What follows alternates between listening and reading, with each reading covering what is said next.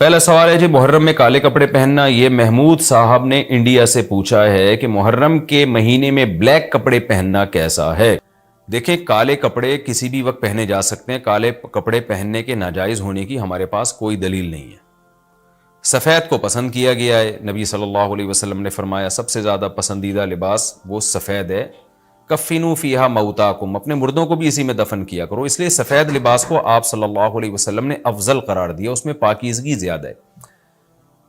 باقی نبی صلی اللہ علیہ وسلم نے مختلف رنگوں کے کپڑے پہنے، اس کی علماء وجہ یہ بیان کرتے ہیں کہ اس زمانے میں غربت تھی، آپ نے سفید لباس کو پسند تو کیا، لیکن نبی کے لیے ہر وقت سفید لباس کا انتظام کرنا آسان نہیں تھا، غربت تھی۔ لباس پہن لینا ہی بڑی بات ہوتی تھی کہ لباس مل جائے کسی کو۔ کتنے واقعات ہیں کہ ازار ہے تو قمیض نہیں ہے، قمیض بڑی مشکل سے کسی کو ملتی تھی، کچھ چادر نہیں ہے اوپر پہننے کی، اتنی غربت کا عالم تھا۔ تو اس میں آپ صلی اللہ علیہ وسلم یہ تکلف کرتے کہ ہر قیمت پہ میرے لیے سفید لباس لے کر آؤ، تو یہ آپ صلی اللہ علیہ وسلم کے مزاج میں جو سادگی تھی یہ اس کے خلاف تھا۔ تو آپ نے دنیا میں تکلف نہیں کیا، جو جیسا لباس ملا پہن لیا، پسند سفید کو کیا۔ لہذا آج کیا ہے کہ آج اللہ نے لوگوں کو مالی وسعتیں دی ہیں، تو جو لوگ سفید لباس کا معمول بنا سکتے ہیں ان کے لیے افضل یہی ہے کہ وہ سفید لباس پہنا کریں، کیونکہ نبی صلی اللہ علیہ وسلم نے ہمیں اس کی ترغیب دی ہے۔ خود کیوں نہیں پہنا؟ اس میں تکلف تھا، یعنی پراپر انتظام کرنا مشکل تھا، تو جو آیا پہن لیا آپ صلی اللہ علیہ وسلم نے، کیونکہ ایک چیز مشکل ہے اس میں اتنا تکلف کرنا، یہ خود بھی تو نبی کے مزاج کے خلاف ہے۔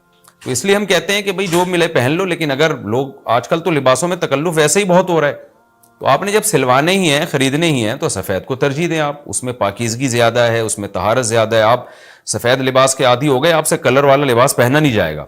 میں نے تو 15-20 سال میں نے سفید لباس پہنا ہے، تو مجھے پتا ہے کہ پھر کلر والا لباس نہیں پہنا جاتا، سفید میں پاکیزگی اتنی ہے۔ اب میں پہنتا ہوں کلر والا لباس، وہ وجہ اس کی ہے کہ بعض دفعہ گھر والوں کا اصرار ہوتا ہے، بعض دفعہ کیمرے کی ریکوائرمنٹ ہوتی ہے، وہ کیمرہ سفید لباس کو کیچ نہیں کر پا رہا ہوتا، وہ کیمرہ مین کہہ رہا ہوتا ہے بھائی کوئی اور کلر، کوئی اور کپڑے پہن کے وغیرہ وغیرہ۔ تو خیر میرا عمل تو کوئی حجت نہیں ہے، لیکن افضل یہی ہے کہ سفید لباس کو ترجیح دی جائے، پہنا جائے۔ اور علماء صلحاء اکثر عموماً ہم نے دیکھا ہے کہ سفید لباسی کو ترجیح دیتے ہیں، کلر والا بھی جائز ہے لیکن بہتر یہی۔ تو محرم میں بھی سفید ہی ہے، سفر میں بھی سفید ہی ہے، ربیع الاول میں بھی سفید ہے، تو محرم میں سفید کے بالکل الٹ کر لینا، کالا پہن لینا، یہ تو بالکل سفید کے اپوزٹ ہو گیا نا۔ تو ہم یہ نہیں کہہ رہے کہ کالا لباس پہننا ناجائز ہے، لیکن آپ سفید سے اگر آپ نے یوٹرن لیا بھی تھا تو گرے پہ آ جاتے، گرین پہ آ جاتے، ایک دم آپ بلیک پہ آ گئے، تو بہرحال یہ یعنی کراہت سے خالی نہیں ہے، اس کا معمول بنا لینا۔ تو ناجائز میں نہیں کہہ رہا، تھوڑا سا ناپسندیدہ ہے کہ آپ سنت پر عمل نہیں کر رہے تو سنت کے بالکل اگینسٹ تو نہ جائیں نا آپ، یعنی بالکل ہی کالا پہن لیں تو بالکل اس کے اپوزٹ ہے۔ جائز ہے کالا پہننا بھی، لیکن بہتر بہرحال نہیں ہے۔ اور محرم میں کالا پہننا تو ہماری رائے میں بالکل ناجائز ہے، کیونکہ یہ شیعہ حضرات کی اپنی ایک رائے ہے، ان کی اپنی ایک دلیل ہے، ان کا اپنا ایک کانسیپٹ ہے۔ وہ یہ ہے کہ محرم میں حضرت حسین شہید ہوئے تھے تو ایک بڑے غم کی بات تھی، تو ہم غم منانے کے لیے کالا کپڑا پہنتے ہیں۔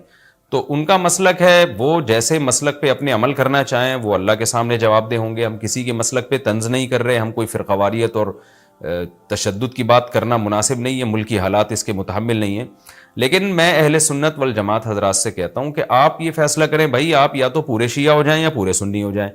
تو اگر آپ اہل سنت والجماعت کو فالو کرتے ہیں، اور اہل سنت والجماعت کے ہاں جو قرآن اور حدیث اور صحابہ یہ حجت ہے، تو ہمیں تو قرآن و حدیث میں کہیں بھی نہیں ملتا کہ غم میں تم کالے کپڑے پہنو یا غموں کو مناؤ۔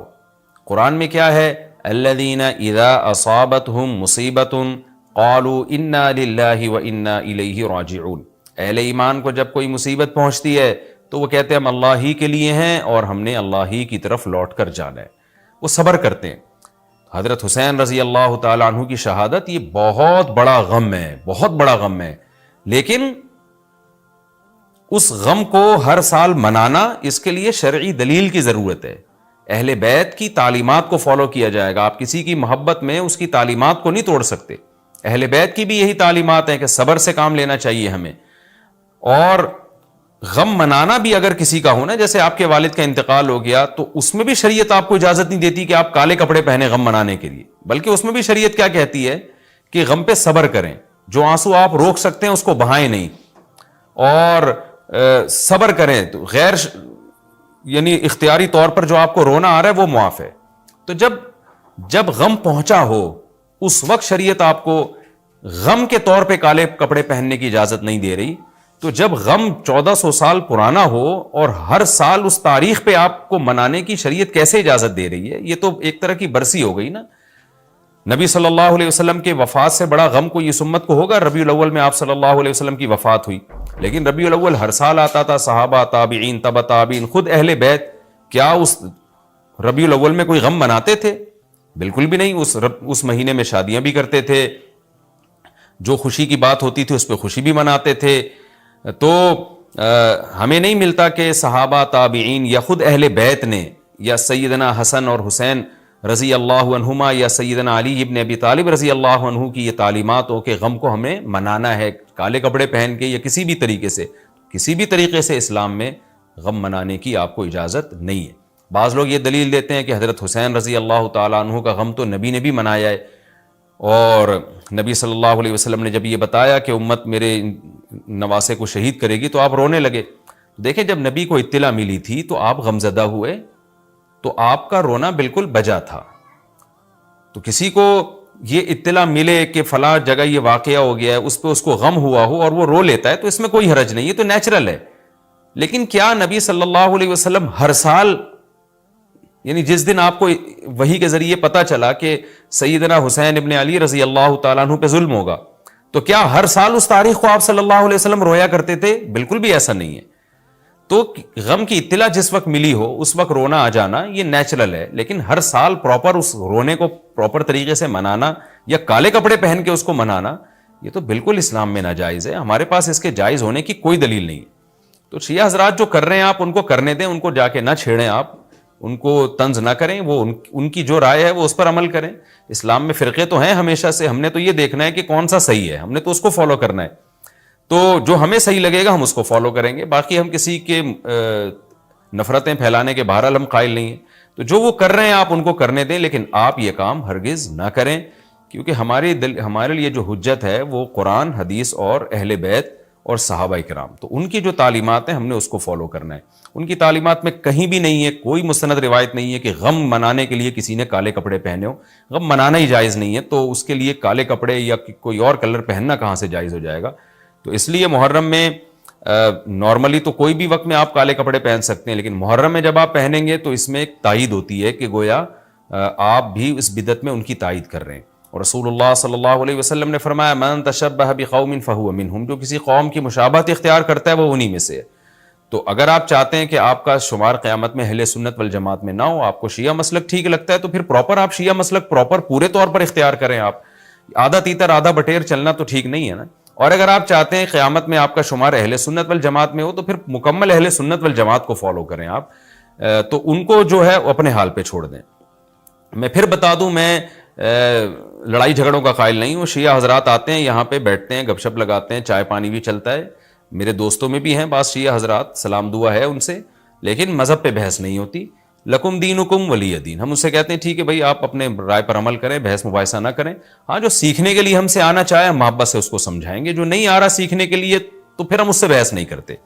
تو لڑائی جھگڑے نہ کریں. لیکن سنی حضرات کو، اہل سنت والجماعت کو، بل جماعت کا مطلب کیا ہے؟ ہم حدیث کو بھی مانتے ہیں، بل جماعت صحابہ کو بھی مانتے ہیں. تو صحابہ میں اہل بیت بھی داخل ہیں، اہل بیت کے علاوہ بھی صحابہ ہیں. تو کسی کی بھی، ہماری رائے تو یہی ہے کہ کسی کی بھی تعلیمات نہیں ہے، ہمیں تو احادیث میں کچھ بھی نہیں ملتا. تو اللہ کا واسطہ آپ ایک رائے پر عمل کریں. اس لیے محرم میں آپ ان چیزوں کو فوکس نہ کریں. کالے کپڑے پہننا، غم منانا، یہ اسلام کی تعلیمات بالکل بھی نہیں ہے. تو یہ تو میں نے سوال کا جواب دیا کہ محرم میں اسپیسیفک کالے کپڑے اگر آپ پہنیں گے تو یہ ایک بدعت کی تائید ہوگی. تو نبی صلی اللہ علیہ وسلم نے تائید سے منع کیا ہے. اسی میں ایک سوال ہے جی، محرم میں نکاح کرنا کیسا ہے؟ یہ سوال بھی ظہور احمد نے کشمیر سے پوچھا ہے. محرم میں نکاح کرنا بھی جائز ہے، بلکہ ہمارے مسلک کے مطابق باعث برکت ہے، کیونکہ محرم کو اللہ کے نبی نے محترم قرار دیا ہے. جو قابل احترام مہینہ ہے تو مقدس ہے. تو مقدس مہینے میں عبادت کا ثواب بھی زیادہ ہوتا ہے، اور نکاح بھی شریعت میں عبادت ہے. نکاح کیسے عبادت ہے؟ شریعت نے نکاح میں عبادت کا رنگ ڈال دیا ہے. دیکھیں آپ کہ نکاح ایک معاملہ ہے، لیکن اس سے پہلے خطبہ بھی ہوتا ہے. خطبہ جمعے کی نماز سے پہلے ہوتا ہے، خطبہ عید کی نماز سے پہلے ہوتا ہے، خطبہ استسقاء کی نماز سے پہلے ہوتا ہے، خطبہ حج میں ہوتا ہے. یہ ساری عبادتیں ہیں نا جس میں خطبہ ہے. لیکن اسلام نے کیا کہا؟ نکاح سے پہلے بھی خطبہ ہوگا. اس کا مطلب اسلام نکاح کو عبادت قرار دے رہا ہے، نکاح میں عبادت کا رنگ بھر رہا ہے. تو عبادتیں تو مقدس مہینے میں زیادہ ثواب ہوتا ہے ان میں. تبھی آپ دیکھیں نبی صلی اللہ علیہ وسلم نے فرمایا رمضان کے بعد سب سے زیادہ روزوں کا ثواب محرم میں ملتا ہے. کیوں؟ مقدس ہے نا، تو عبادت کا ثواب بڑھ گیا اس میں. تو اس حدیث سے صاف ہمیں پتہ چلتا ہے کہ اگر کوئی محرم میں اس نیت سے نکاح کرتا ہے کہ مقدس مہینہ ہے تو اس میں عبادت کا ثواب بڑھ جائے گا، اور اس میں انشاءاللہ اللہ سے امید کی جا سکتی ہے کہ خیر و برکت زیادہ ہوگی. تو اس کو منحوس سمجھنا جائز نہیں ہے. اگر آپ کہتے ہیں اس مہینے میں چونکہ حضرت حسین رضی اللہ تعالیٰ عنہ کی شہادت ہوئی ہے اس لیے منحوس ہے، تو یہ غلط ہے. ایک تو ہماری نظر میں شہادت ایک بہت مقدس مقام ہے، اس کی وجہ سے کوئی مہینہ منحوس نہیں ہو سکتا. مقدس تو ہو سکتا ہے، منحوس نہیں ہو سکتا.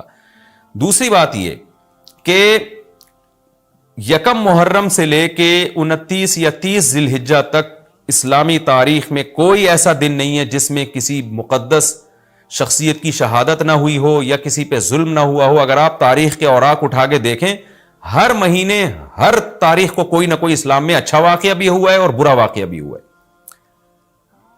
حضرت عثمان رضی اللہ تعالیٰ عنہ کی شہادت ہوئی باغیوں کے ہاتھوں، خود نبی صلی اللہ علیہ وسلم کی وفات ہوئی ربیع الاول میں، اور بھری ہوئی ہے نا اسلامی تاریخ. حضرت علی رضی اللہ تعالیٰ عنہ کی شہادت ہوئی. تو ان تمام شہادتوں کے آپ ایام نکالیں، ان کے مہینے نکالیں، کوئی مہینہ نہیں بچے گا. تو اس بیس پہ اگر آپ کہتے ہیں کہ اس مہینے میں نکاح پسندیدہ نہیں ہے، پھر تو پہلی تاریخ سے لے کے سال کی آخری تاریخ تک کوئی تاریخ بھی ایسی نہیں ہے کہ جس میں انسان نکاح نہ کرے. اس کا مطلب پھر آپ کنوارے چھڑے چھاٹی گھومتے رہیں، اور مسلمانوں کی پھر گروتھ ریشو تو میرا خیال ختم ہو جائے گا، مر جائیں، کہاں پیدا ہوں گے لوگ. اور اگر آپ کہتے ہیں کہ نہیں جی کسی شخصیت کے کسی دن میں انتقال کر جانے سے یا شہید ہو جانے سے یا اس پہ ظلم ہونے سے وہ دن منحوس نہیں بنتا، تو پھر 10 محرم بھی منحوس نہیں ہے. 10 محرم میں بھی آپ نکاح کر سکتے ہیں، اور محرم کے بقیہ تاریخوں میں بھی آپ نکاح کر سکتے ہیں. اور روایات میں ہمیں ملتا ہے کہ بعض بڑے بڑے حضرات تھے جن کے محرم کے مہینے میں نکاح ہوئے. میں اس بحث میں نہیں جاؤں گا، پھر اس میں تاریخی روایات ہیں، کوئی کہتا ہے فلاں تاریخ تھی، کوئی کہتا ہے، پھر لوگ اس پہ ایک غیر ضروری بحث میں چلے جاتے ہیں. لیکن ہمیں ایسے واقعات ملتے ہیں. تو اس لیے اس بارے میں، اور پھر شریعت میں جلد نکاح کی ترغیب ہے. نکاح کو ڈیلے کرنا یہ شریعت میں پسندیدہ کام نہیں ہے. اس بیس پہ تو ڈیلے کیا جا سکتا ہے نکاح کہ آپ کو رشتہ سمجھ میں نہیں آ رہا، مشورے کر رہے ہیں، لیکن جب ایک دفعہ رشتہ سمجھ میں آ جائے تو اسلام کا حکم یہ کہ اس میں جلدی کی جائے. صحیح ہے، بخاری کی مشہور حدیث ہے، نبی صلی اللہ علیہ وسلم کی خدمت میں خاتون آئیں، عرض کیا کہ یا رسول اللہ میں آپ سے نکاح کرنا چاہتی ہوں. آپ نے چہرہ مبارک کو جھکا لیا، آپ کا ارادہ نہیں تھا. ایک اور صحابی کھڑے ہوئے، عرض کیا یا رسول اللہ آپ میرا ان سے نکاح کر دیں. اسی محفل میں نبی نے ان صحابیہ کا ان صحابی سے نکاح کرا دیا. تو آپ نے تو یہ نہیں پوچھا کہ یہ محرم کا مہینہ چل رہا ہے یا سفر کا مہینہ چل رہا ہے یا ربیع الاول کا مہینہ چل رہا ہے. ڈیلے نہیں کیا اس کو، اس لیے کہ خود آپ کی تعلیمات یہ ہیں کہ نکاح میں جلدی کی جائے. تو اگر آپ کو محرم میں رشتہ ملتا ہے، آپ ربیع الاول تک ڈیلے کرتے ہیں محرم کی وجہ سے یا سفر تک ڈیلے کرتے ہیں، تو یہ ڈیلے کرنا خود قرآن و سنت کے خلاف ہے. جس چیز میں تعجیل مقصود ہے، جس چیز کو شریعت نے جلدی کا حکم دیا. عبداللہ بن مسعود رضی اللہ تعالیٰ عنہ فرماتے تھے، مصنف ابن ابی شیبہ کی روایت ہے کہ مجھے پتا چل جائے نا کہ میری زندگی میں صرف ایک رات باقی ہے، اگلے دن میں نے مر جانا ہے، اور میرے نکاح میں کوئی عورت نہ ہو، میں وہ رات بھی نکاح کے بغیر نہیں گزاروں گا، میں بیوی کے بغیر نہیں گزاروں گا، اس خوف سے کہ مجھے کہیں فتنہ نہ ہو جائے. صحابہ کرام جو تقوی کے اعلیٰ معیار پر تھے اور جن سے گناہ کا اندیشہ بہت کم تھا اور کہیں معاشرے میں بے حیائی پھیلی ہوئی نہیں تھی، وہ تو ان کا تو یہ کانسیپٹ تھا کہ بھائی ہم بیوی کے بغیر ایک دن نہیں گزاریں گے، کہیں ایسا نہ ہو کہ برائی میں پڑ جائیں. اور آج چاروں طرف بےہودگی پھیل رہی ہے، چاروں طرف بے شرمی، بے حیائی، انٹرنیٹ پر بےہودہ چیزیں، آپ یوٹیوب میں ویڈیو میں جائیں فوش چیزیں آ رہی ہیں، ہر چیز آپ کی شہوت کو برانگیختہ کرنے والی ہے. اور اس میں آپ یہ کہیں کہ ایک رشتہ طے بھی ہو چکا ہے، آپ صرف اس بیس پر آپ اس کو ڈیلے کر رہے ہیں، ایک مہینہ، دو مہینہ، لوگ سفر میں بھی نہیں کر رہے ہوتے، اور اس بیس پہ آپ ڈیلے کر رہے ہیں. اس میں خطرہ ہوتا ہے کہ مرد کسی گناہ میں نہ پڑ جائے، عورت کسی گناہ میں نہ پڑ جائے. تو شریعت اس کی آپ کو اجازت نہیں دیتی ہے.